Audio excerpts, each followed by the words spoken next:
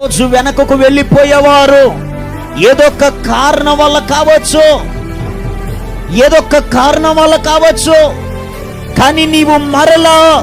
వెళ్ళిపోతూ మార్గము మధ్యలోనే నీవు ఎప్పుడైతే దైవజనుడు చెప్పిన మాట నీ హృదయంలో మరింతగా ఆశీర్వాదాన్ని కలుగు చేస్తుందని నీవు ఆలోచన చేసుకొని మరలా దైవజనుడు చెప్పినట్లు ఎప్పుడైతే ముందుకు కొనసాగుతావో, దైవజనుడు చెప్పినట్లు చేసినటువంటి నయమాను కుష్టంతయు పోయినట్లుగా ఎంతమంది వెనకకు మళ్ళీపోతూ ఉన్నారో వారందరి జీవితాల్లో శాపం, దరిద్రం, కష్టం, ఇబ్బందులు, ఆర్థిక పరిస్థితులు, రోదన, వేదన ఇవన్నీ పోవాలి అనంటే మరలా దైవజనుడు చెప్పినట్లు ఎప్పుడైతే ముందుకు కొనసాగగలుగుతారో నయమాను జీవితంలో ఒక గొప్ప ఆశీర్వాదాన్ని పొందుకున్నట్లుగానే